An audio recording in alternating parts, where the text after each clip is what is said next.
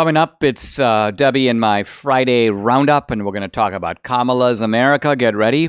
Focusing on Venezuelan gangs coming across the border, Kamala's own disastrous round of interviews, the persecution of Bevelyn Beatty Williams, and who is actually running the country right now. Hey, if you're watching on Rumble or YouTube, listening on Apple, Google, or Spotify, please subscribe to my channel. This is the Dinesh D'Souza podcast.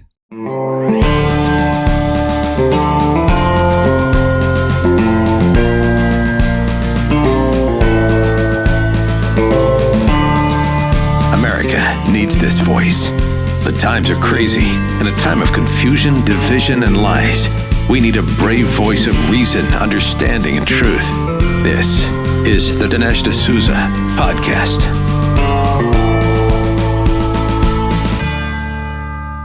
Debbie and I here for our Friday Roundup, and this segment we're calling, well, this episode we're calling Kamala's America. Now, I thought I would, just to kick us off, begin by summarizing. There's a little meme here in front of me that I think is pretty good because it pulls it all together. It's called Kamala's Project 2025. So here are the elements on Kamala's Project 2025. Citizenship for 20 million illegals. Wow. Ban gas-powered cars. Replace police with social workers. Ban fracking. Transgender surgeries for minors.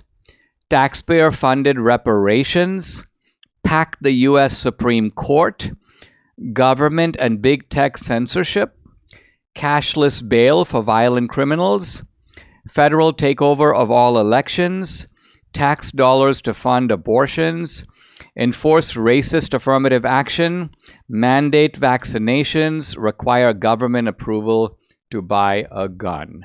Now, in fairness, Kamala Harris is not highlighting this agenda, right? She's trying to rhetorically tack to the center. I own a gun myself, and you won't hear her say a word about reparations. But I think this is not an exaggeration of the Kamala wish list. Don't you agree? Yeah, well, it's also a wish list of the senators, the Democrat senators. Remember that they want to have two states, Puerto Rico and D.C., Added. So that's four senators right there. Four senators right there, left wing, absolutely 100%. They also would like to pack the court. As you know, we talked about First Liberty. That's their slogan about packing the court. It's their project to block this effort to pack the court. Exactly, and you know that if they pack the court, it's not going to be good for us at all. Well, people don't realize. Some people think that the idea of having 9 justices is in the Constitution. And if it were in the Constitution, then you wouldn't be able to pack the court because you'd have to amend the Constitution. Yes. To amend the Constitution, you need supermajorities of both houses. Yeah. You need 3/4 of the states. Mm-hmm. You're not going to get that. Mm-hmm. But it's not in the Constitution.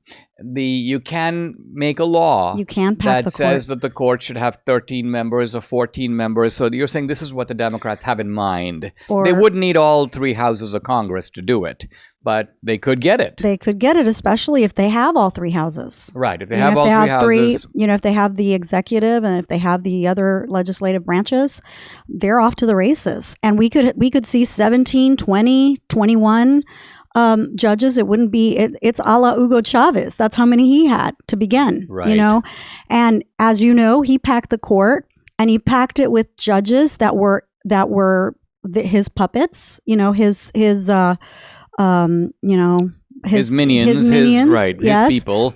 And then they ratify, and this is happening, by the way, also in Brazil, right? Yes. Because when Brazil kicked out Elon Musk and X, they had a judge, Moraes, do it, but the Brazilian Supreme Court was behind this guy. Of course. And so what happens is the court then just ratifies and declares legal, of course, whatever the left-wing government wants to do. And it's no exaggeration, is it, to say that if this agenda is carried out, America as we know it in a traditional sense is no more. It's going to be a Marxist America. It's going to be a socialist America.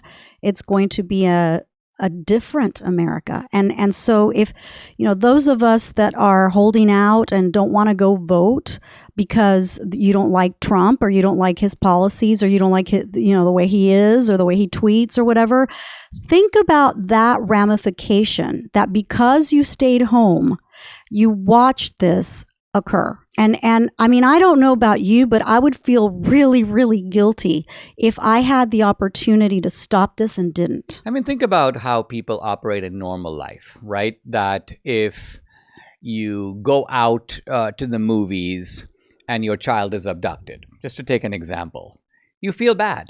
Why? It's not your fault in a sense. You didn't abduct your kid, but you could have prevented it. You could have taken some action, and therefore you go, I enabled this to happen by what I did. And I what didn't we're saying watch is my kid. Yeah, what we're saying is the same thing here. You're a citizen. You have the chance to watch out for your country. This is being offered to you pretty explicitly by the other side. In fact, it's coming. It's not as if I don't know what's going to happen. You know what's going to happen.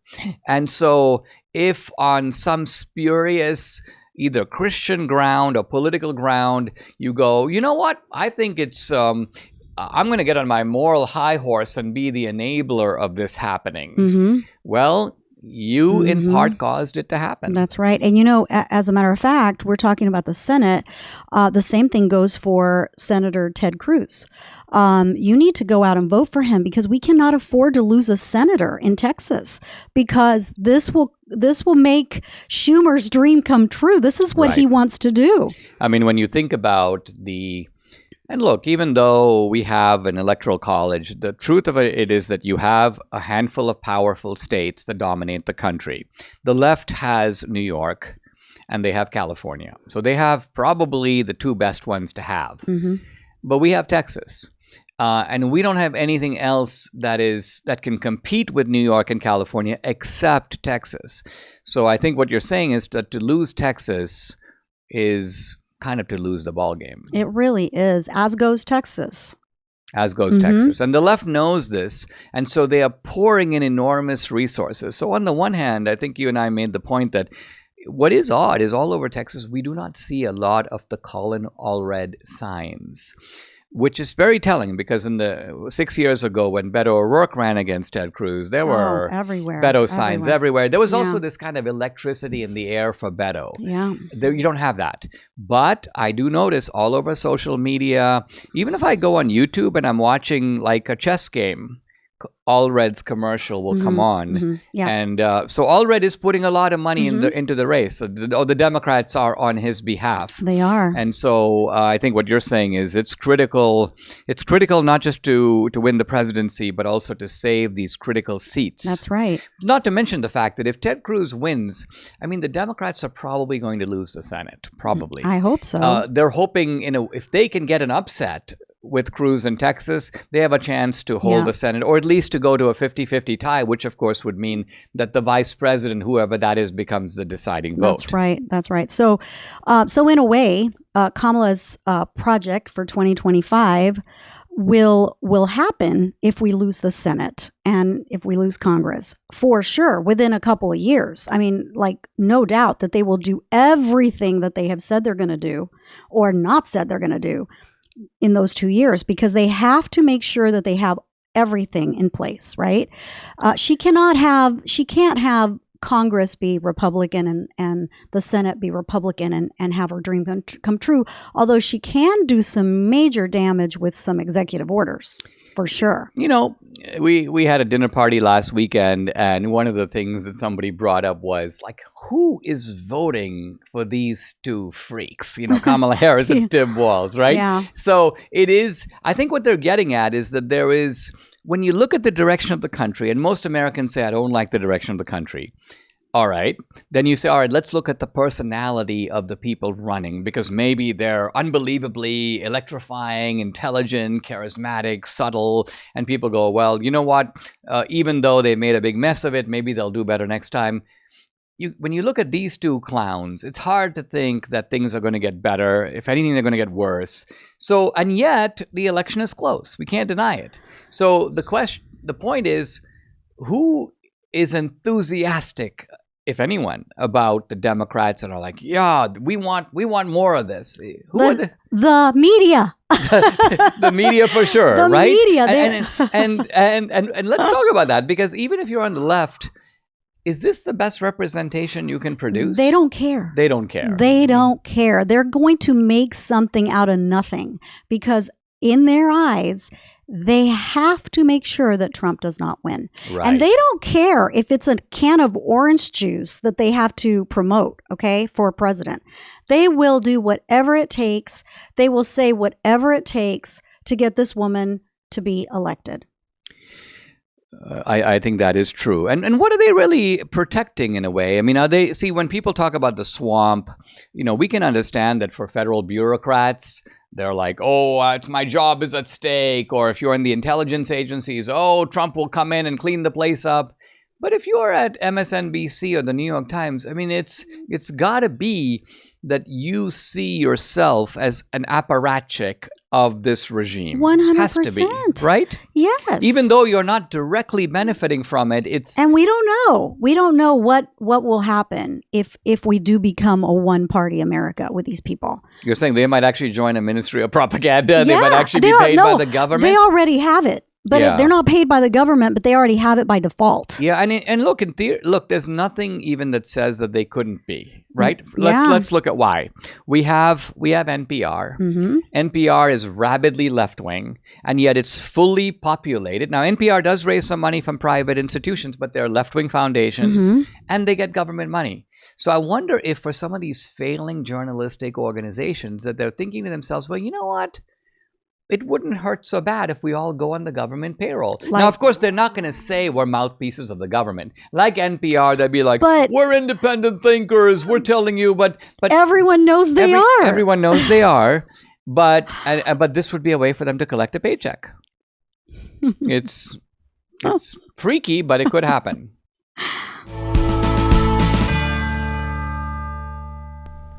Grand Canyon University, a private Christian university in beautiful Phoenix, Arizona, believes that we're endowed by our Creator with certain unalienable rights to life, liberty, and the pursuit of happiness.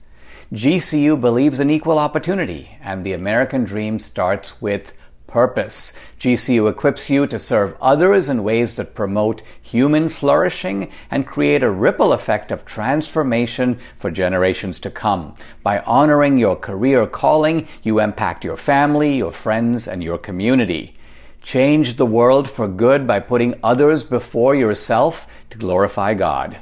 Whether your pursuit involves a bachelor's, master's, or doctoral degree, GCU's online, on-campus, and hybrid learning environments are designed to help you achieve your unique academic, personal, and professional goals. With 350 academic programs as of June 2024, GCU meets you where you are and provides a path to help you fulfill your dreams. The pursuit to serve others is yours. Let it flourish. Find your purpose at Grand Canyon University. Private, Christian, affordable. Visit gcu.edu.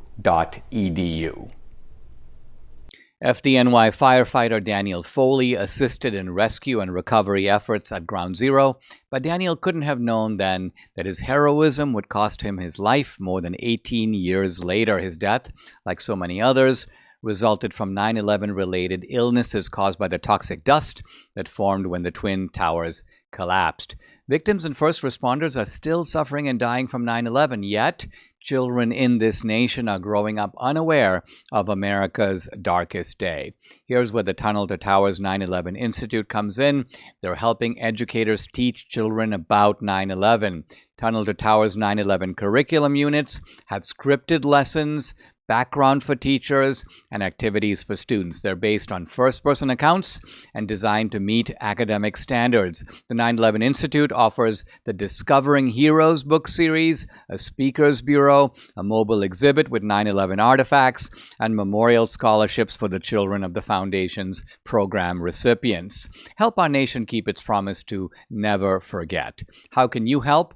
Donate $11 a month to Tunnel to Towers at T2T.org. That's T, the number 2, T.org.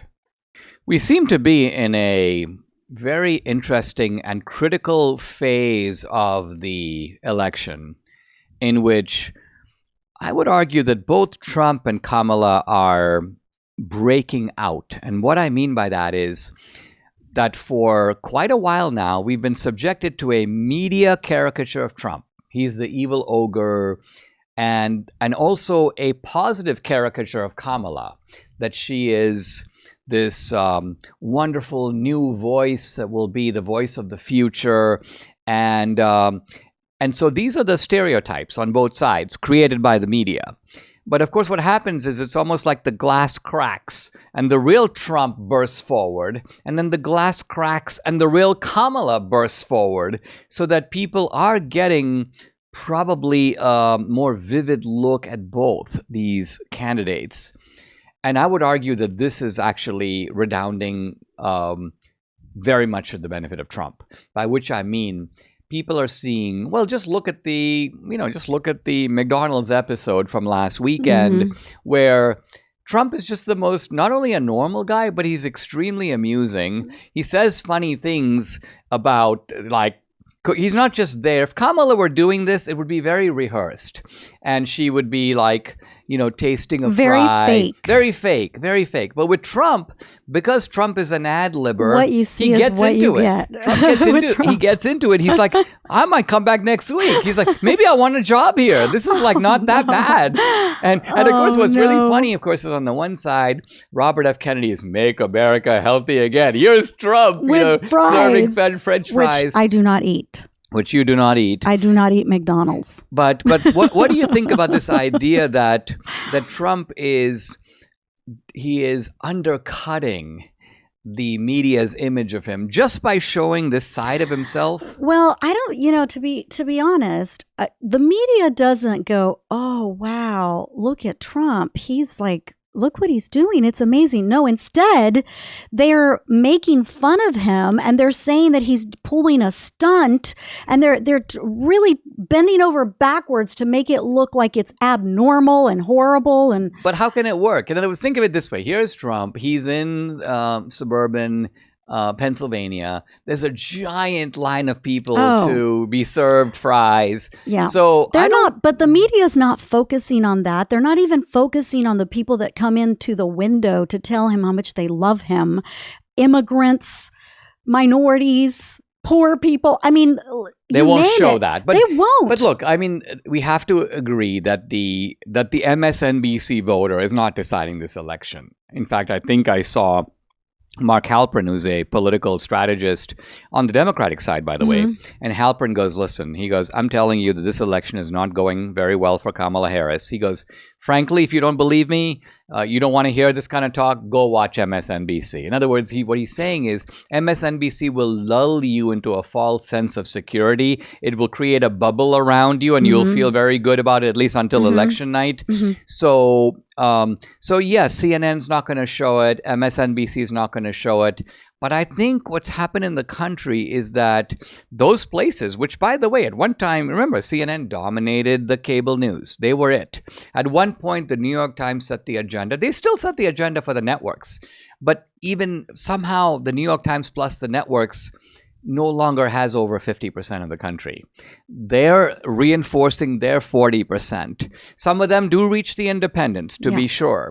But talk about Kamala Harris, because she has been making the rounds in her own way, but I think in a much more scripted way than Trump. Her own campaign doesn't trust her. Yeah. Well, I was actually kind of floored. Last week, there was a video going around. It was viral, where she was at one of her campaigns. I don't remember which one, but someone shouted out, and I think she was talking about abortion and women's right and blah, blah, blah. And someone shouted out, "Jesus is Lord," really loud. And she goes, "I think you're at the wrong rally." Now, think of that. Think of the repercussions of that. What is she saying? What she's saying is that if you are a genuine Christian, because all Christians believe that Jesus is Lord, you don't belong in the Democratic Party. You do not. Bingo. She's Lucifer's bride. I mean, that is a harsh way to put it, but is there any other way to see it? There isn't. I'm sorry. What she's really doing is she's defining, in a way, I mean, I think what's interesting about that line, and of course, subsequently, there were some people, no, she wasn't responding to that, she's responding to something else. It's quite clear from the context that she is directly responding to that. And she continues with her sarcastic, and not only that, but the crowd cheers her, which tells you that the crowd is on board with her. She's not merely defining the Democratic Party, she's showing us that this is how the Democrats react in a situation like that. She's like, go to the smaller rally down the street. In other words, go to the Christian rally. Somebody else is having a rally, but it's not our rally. And so that is one of those moments where perhaps unintentionally, she is showing us where the dividing line is. But we all know. We all do know. Well, when I say we all, some people don't know, because there are Christians, as you know, who take the view that it is somehow polluting to their self-righteousness for them to cast a vote for Trump. They may say, I'm not going to vote for Harris, I'm going to stay home. And this attitude, I think, and let me put it this way, I think it stems from two things. One is pride, and the other is cowardice. It is masquerading as virtue, but in fact, let's look at both elements. The pride. What is the Christian saying except, I have higher standards than God? And here's what I mean. We know that God picks all kinds of defective characters, right? From David and on and on. And God is okay with using a guy who's not only an adulterer, but a murderer in the case of David. So this Christian is going, well, God had it wrong. God is setting his standards way too low. Our standards are higher than God's. So the sheer pride of that is appalling, and also sinful, by the way. And then we go to the other, which is cowardice. Now, cowardice by itself, to me, is not entirely bad. It's certainly understandable. Like, let's take somebody who's a deserter on the battlefield, right? That is appalling in a way, but understandable. Some guy sees bullets flying, you can get riddled with buckshot, you can end up, your leg has to be amputated. So the desire to run is understandable. Here's what I say. My point is this. It's okay, you want to run, you want to be a deserter, you want to be a Christian who runs from the battlefield, do that. But to make it a virtue is what is shocking. Because then you're acting like, you know what? The soldier on the battlefield who's willing to risk his life, he doesn't have the same moral high standards that I do. Running away from the battlefield, that's what's true heroism. So these twisted people who are doing the shameful thing and trying to convert the shameful deed into a morally superior thing, this, I think, is distasteful, to put it mildly. And it could be, and I'm just saying it could be, that they don't really understand the ramifications of voting versus biblical prophecy and being a Christian and only subscribing to, I'm going to follow God and not man. That they don't see the two that go together. So in other words, they're separating the two things. And this is why some pastors don't want to preach about politics, because number one, they don't want to make their parishioners leave the church because they're like, oh, there's this pastor, and all he does is talk about politics, because they don't understand that politics is what drives the culture. And it's what has one policy stand out from another policy, which could be evil, as in the Democrats. The church father Augustine has his great work. It's just called The City of God. And the key to that work is to distinguish the city of God from the city of man. So Augustine, to a degree, is agreeing with this pastor, right? He's saying, all right, look, I agree. Here's the city of God and here's the city of man. But at the same time, Augustine's point is this, and that is render unto Caesar, meaning the city of man, what is Caesar's, render unto God what is God. In no way is he saying, let's all live in the city of God and ignore the city of man. That is, there is nothing in the Christian tradition that upholds that kind of withdrawal from society. Yeah. Now, on an individual level, if you want to become a monk and you want to go on lifelong pilgrimage, or you want to encase yourself in a monastery, you can do that. That is in fact an honorable calling to a point. But most people don't do that. No, of course, exactly. We're talking about normal people who are living, and I think Augustine's point is you should live in two worlds with separate duties. But Augustine would not for a moment deny that the principles of the godly kingdom should inform the law and culture of the earthly kingdom. I mean, what a scandalous thing to deny that, or to somehow say, I'm living in this world, so I don't want to participate in this one, or that the choices in this one are not going to be the same choices as in heaven.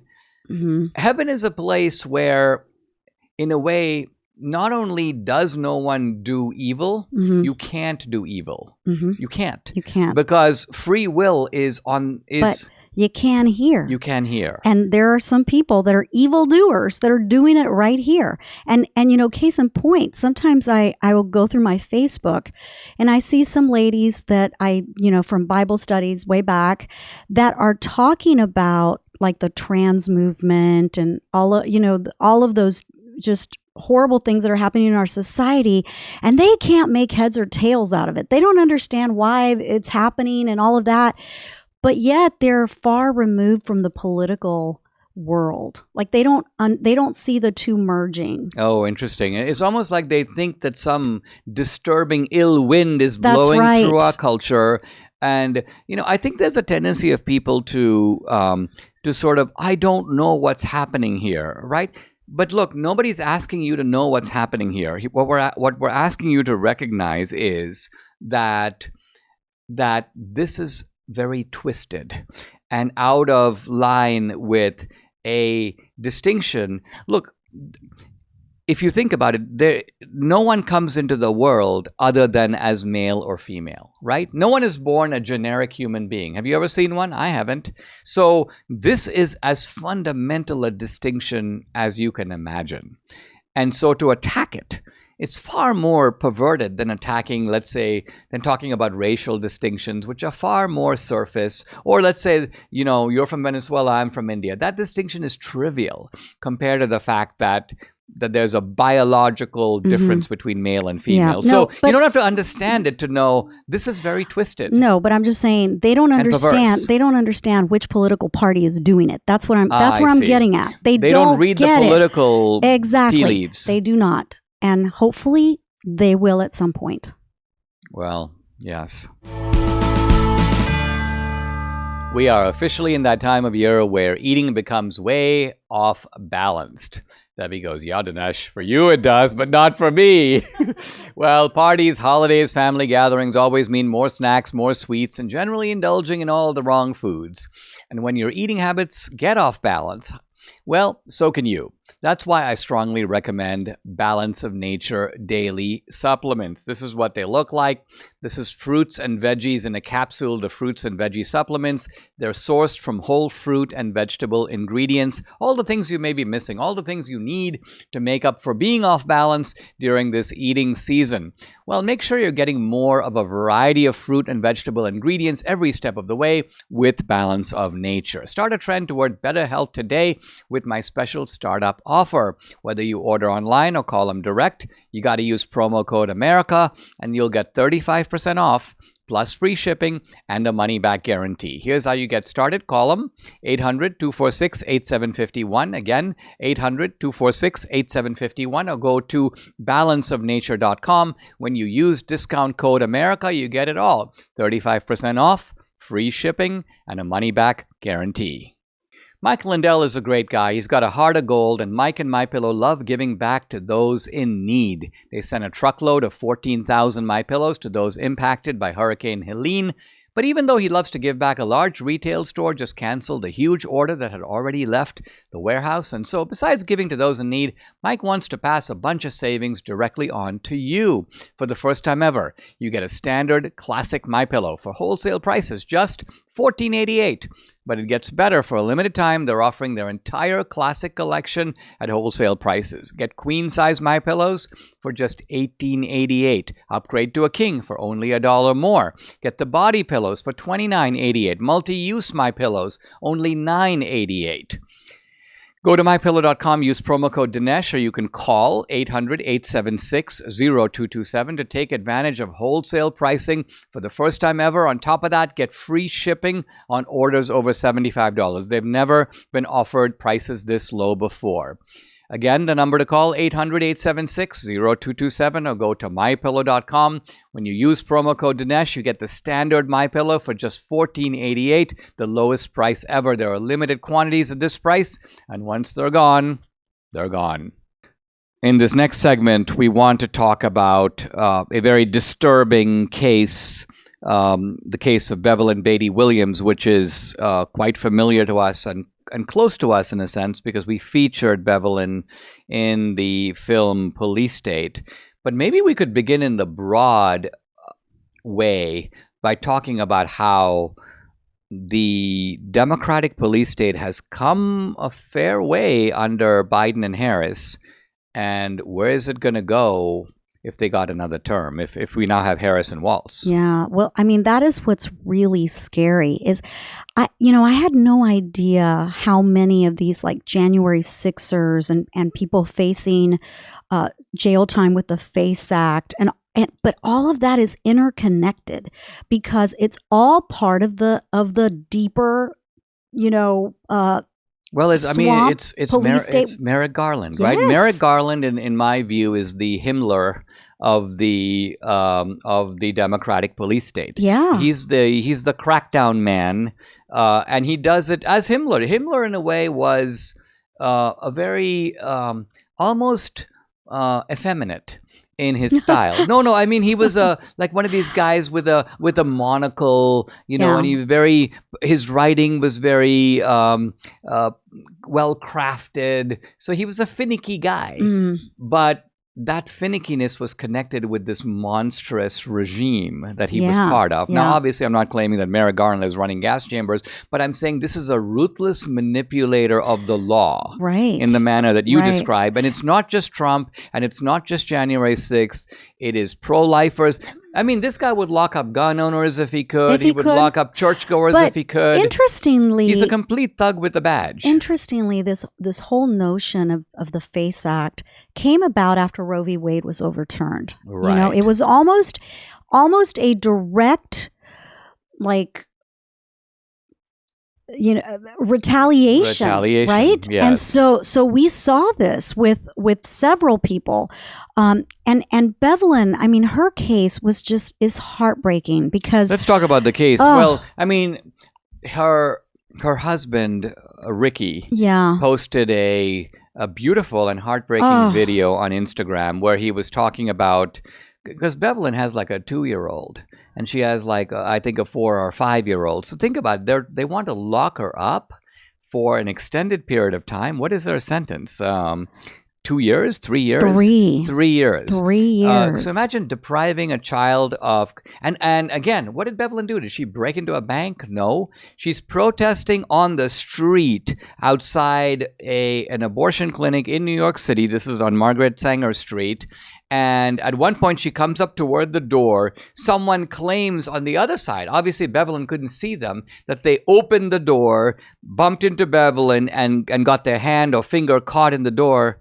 I mean, what does that have to do with the FACE Act? And what does this have to do with her? I mean, she didn't even do it. It's not like even if she caused it to happen, it's by accident. I'm on the other side of the door. But this is where I find the collusion between the federal, the state, the local. They all just kind of like polish it up.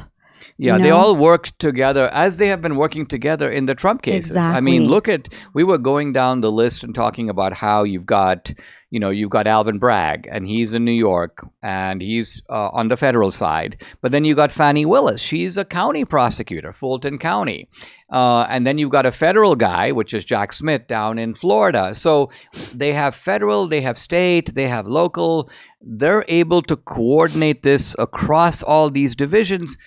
And, it is to give the impression of legitimacy, right? Because think of it, if you came from Mars, you'd be like, here's a courtroom. It all looks on the up and up. It must be legit. It must be legitimate. Oh, Yet, to look at it from a slightly different angle, here's a man, Trump, for 75 years of his life, there's no criminal charge.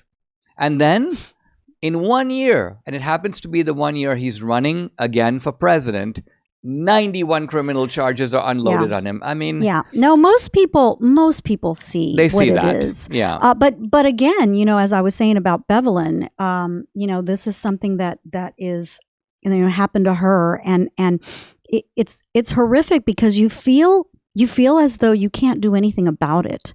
Now, the one thing that I pray is that Trump wins and he pardons everyone, and I'm talking everyone.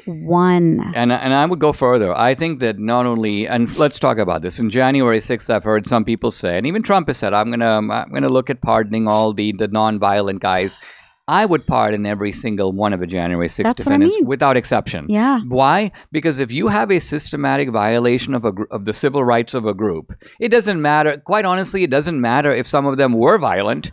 I think in many cases, the so-called violent guys were defending against an assault by the cops. But let's say they weren't. It doesn't matter. In the same way that, let's just say, for example, some guy committed some crimes, but the cops break into his apartment and plant drugs on him. You have to throw the case out. It doesn't matter what he did, because you have tried to frame this guy. You have violated basically their rights. Exactly. Sorry, you should have done it the right way, and then you could have had a legitimate charge. But since you didn't, you have to throw the charge out. So that's my view. Pardon everybody, and then look at prosecuting the people who have been conspiring. Think of it. What does it mean for a federal officer, a state officer, a local officer to gang up to violate people's civil rights and their basic liberties? Isn't that a conspiracy? Isn't that using the power of the government and abusing it, colluding?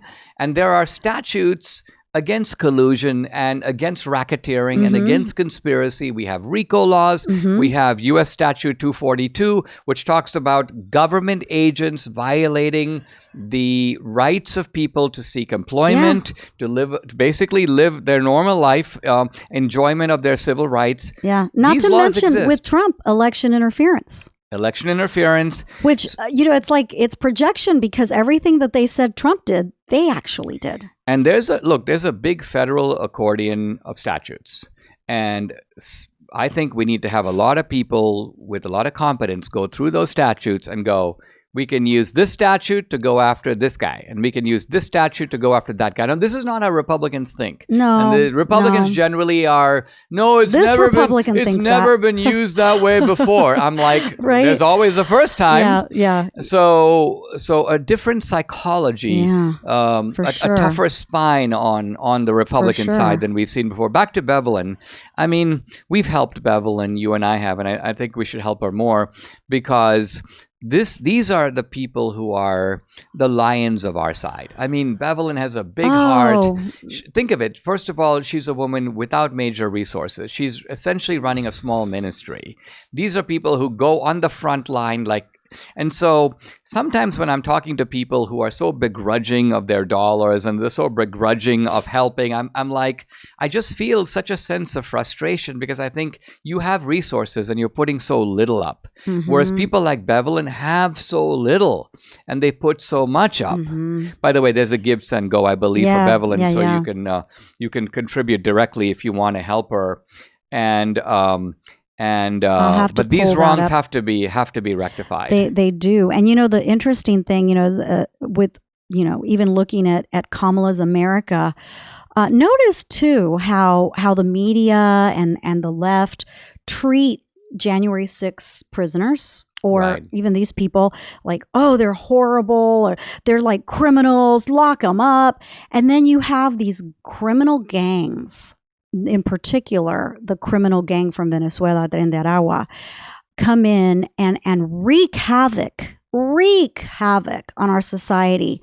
And they like turn away or pretend like it's not happening. Right. So this is actually one of the true hallmarks of a police state, isn't it? Where the greatest violations are the political prisoners. Yes. I mean, remember, I did this long series here on the podcast about Solzhenitsyn's Gulag.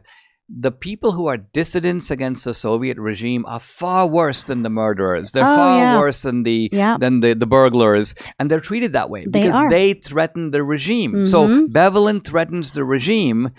Tren de Aragua doesn't threaten the regime. Right. Tren de Aragua is an instrument of the regime. Yeah, and not only that, but ironically, Tren de Aragua was an instrument of the other Of the machine, Venezuelan of the Venezuelan regime. Now imported here. In fact, one of the prisons, the primary prison that housed these people, where they became Tren de Aragua, right near Aragua, Maduro made a zoo in the prison for the children of the gang members to go and have fun, and like literally made like a little amusement park for them at the prison. These guys had everything they needed, wanted. It was unbelievable. And of course, the people that were like against the regime, suffering in the streets, hungry, solitary confinement, people in jail, solitary confinement, yes, the tortured, you name it. So it is very similar. Don't think that it can happen here because, well, not only is it going to, but to some degree it already is. Are you feeling overwhelmed by the increasing cost of health insurance? Have you had enough of not having control over your healthcare dollars? Introducing ShareRight. It's healthcare done the right way. At ShareRight, you're not just a number, you're part of a caring community. And forget about paying excessive premiums. With ShareRight, you stand to save 30 to 50% compared to health insurance. Think about what you could do with all those savings. But it's more than just savings. ShareRight ensures you have access to the care you deserve precisely when you need it, from routine checkups to unexpected emergencies. With ShareRight, your healthcare is their top priority. Empower yourself today by taking control of your healthcare costs. Visit shareright.org/Dinesh to learn more. See how much you can save. Visit shareright.org/Dinesh. That's shareright.org/Dinesh for healthcare done the right way. In this final segment, we want to talk about who is running the country right now. Now, the way I'd frame it is like this. There are people who are saying, in fact, a number of conservatives are saying that Biden got screwed over, right? They're saying it was somehow a massive subversion of the democratic process that they pushed Biden out and brought in Kamala Harris, that Biden had a whole bunch of delegates and a whole bunch of votes. I think this is actually a wrong way to look at things, and here's why. Because Biden himself is the product of the regime and not the other way around. Let's think about how Biden got in. Did he have a primary in the normal sense? No. He was actually, was he the last or the second to the last? He was probably Kamala. He and Kamala were way down there. So they moved Biden up front. And they ordain him. And then they tell him, we'll get you over the finish line, a la 2000 Mules. And once you're in, you are the face of the party, but we run the show. And so it has been for 4 years. So let's dwell on that for a moment. For 4 years, we have had a country with unnamed people. I sometimes say a junta, a gang. Unnamed people, is putting it benignly, running the country. Biden has been, it's not that they waited for his dementia to say, all right, now we move in. They were running it from the beginning. Yes, right? Exactly right. Which actually is the reason they haven't removed him from being president. Because someone actually made the point at our dinner party, namely to say, isn't it strange? And actually, this was a younger woman who's not all that political. She was saying, isn't it strange that if Biden is somehow incapacitated from running again, that he's still running the country right now. And in fact, he will be through whoever wins through January. So he's got about a quarter of a year left or more. Which tells you that he wasn't running the country in the first place. Right. And there was apparently an understanding, because think about it. Normally you think it's not going to be easy to push out the sitting president of the United States. If Biden wants to run for election, he can run. He already has the delegates in his pocket. He doesn't really, all he has to say is, I'm not doing it. So obviously, the people who pushed him out are more powerful than he is. They were able to say, we have a system in place that can hit the eject button, and you're going to have to go willingly or unwillingly. And better yet, you can stay. You can stay until January. That's right. And then you're out. And then you're out. But you can continue to be president. We don't want to humiliate you by taking you out of the presidency. You know, you're still, it's okay. So this is a shocking enough development because, first of all, this is not how democracy is supposed to work. Number two, even police states around the world have known leaders. So they can at least be held accountable like that, right? Like Xi is running China, Putin's running Russia, and so on. We don't know who's running the United States. But number two, the regime that is calling the shots is not saying, look, we did a one-off with Biden. This guy was rapidly losing his brain. We needed him to be our face to win the election. So we've been doing this terrible thing of running things behind the scene. But everything is going to go back to normal now. No. With Kamala, and here's my point, is they didn't in a way screw over Biden. They gave Kamala the exact same deal. The same position. The same position. We'll move you to the front. You become the face of the party. We'll be telling you what to say and do. You are our ventriloquist dummy, right? And you know it and we know it. And frankly, if at some point we tire of you, for whatever reason, we can hit the eject button on you and you have to exit the scene. But you know, as you say that, all I can do is picture Obama behind the scenes. Obama. Yeah. Because it makes sense that he came out very strongly with, remember he went to some, I guess it was the DNC. It was a headquarters, right. Democratic, and he spoke to some black men, like urging them to vote for Kamala because otherwise they're misogynistic if they don't do it, whatever. Right. What? Because you have a problem because she's a woman, blah, blah, blah. Right. So anyway, it's really odd for an ex-president, a former president, to get that involved and that vested in an election. It's just really odd to me. Right. I mean, we've never seen anything like it, right? Presidents, particularly presidents who've served 2 terms, usually exit the scene. So we knew that something was up when Obama bought a place in Kalorama. Exactly right. And by the way, one of these large compounds where he can install all kinds of electronics and create a kind of a war room right there. Yeah. So, and not to mention the fact that we've shown in one of our earlier films, Obama saying, I wouldn't mind a third term. I don't want to be actually, if I could whisper in the ear, think of it. So the ventriloquism we're talking about, right? It fits the description. It does. To a T.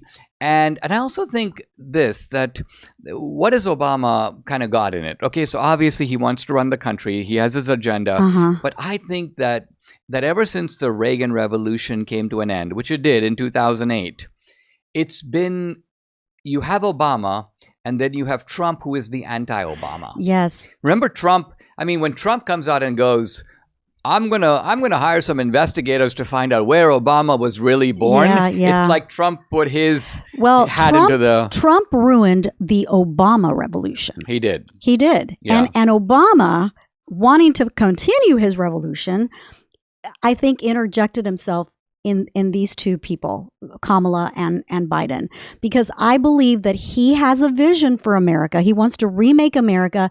And unfortunately for him, he didn't get to do it because Trump ruined it. Yeah, I think with Hillary, she was too much of her own person, so that even though Obama was, all right, I'm going to have to turn the baton over to Hillary, he was a little begrudging because he probably knew he couldn't tell her what to do. But the moment that she exited the scene, he was like, listen, all right, I'm going to do a different plan, right? Which is I'm going to find essentially a couple of invertebrates. But to be honest, I think that Hillary's America was exactly the same as Obama's America. Yes, but what I mean by that's true. But in that sense, what I'm saying is that if Obama was Lenin, Hillary was Stalin. And so Stalin was a product of Leninism, but Stalin wasn't going to do what Lenin wanted him to do. Right. Stalin was like, I'm a strong leader. I'm going to do whatever I want. I'm going to kill these people because I want to. I'm going to relocate those people because I want to. Hillary was like that. She's a thug of the same mold, but she's not Obama's thug. Yeah, but these guys are Obama's thugs. These guys are Obama's thugs, right? Yeah, and didn't you see that video that was circulating where he was with? Do you know where it took place? He was talking to Biden. And it was at Ethel Kennedy's memorial. Oh, at her memorial. Yeah. Yes, he was talking to Biden, and it looked like he was saying some things that were a little strange for him. What was going on was that it's almost like he was lecturing Biden about the fact that Kamala is kind of in trouble, and of course he was saying she doesn't have the same strength that I did. And that was, by the way, the same thing he told the black guys, right? He was like, of course, there isn't the same level of enthusiasm as when I ran. But I'm thinking, first of all, there's not the same level of enthusiasm for you as when you ran. Oh, yeah. And if you looked at Obama, he looked like a ghost of himself. Yeah. Right? I mean, he looked like he's become emaciated. Yeah. He looked like he's become more feeble. Yeah. Even his lecturing was in his style, his voice. It was his voice was eroded. Yeah. Regardless, I do think he is way more enthralled in all this than we even imagine, than we even know. In fact, the media probably does know. They're probably kind of concealing it a little bit. Because think about it. If somebody really wanted to do an investigation, and it's insignificant that no one has, they could have said, all right, let us track all communications and connections between Obama in Kalorama and the people who have been running the country. Who can do that? It's not that hard to do. First of all, you know how D.C. is a nest of journalists. Now, can journalists do this, or can the Congress do this? Well, Congress is not going to do it, but journalists could do it. An enterprising journalist could cultivate sources inside of the Obama organization, all the people who are with Obama and so on, and even off the record get information. Then they just go to the White House and they find out, who is Obama talking to? But what if they don't keep records like they're supposed to? It doesn't matter if they keep records or not. Logs, there are people, I'm just saying there are people, think of it, someone like Biden, for example, or even Kamala Harris, they're never alone. There are always people around them. So if somebody makes a phone call, there are 10 people who know. They're right there. They're actually listening. So all that has to happen, if there was one reporter at the Washington Post, but the point is there isn't. These reporters are not reporters. And so in a sense, I think part of the reason our democracy is teetering is because we don't even have a functioning media anymore. Our media is a joke. They are not applying a critical lens to government. All their slogans, democracy dies in darkness, all the news that's fit to print. This is just garbage. It meant something at one time, but it doesn't mean anything today. Sad. Subscribe to the Dinesh D'Souza podcast on Apple, Google, and Spotify, or watch on Rumble, YouTube, and SalemNow.com.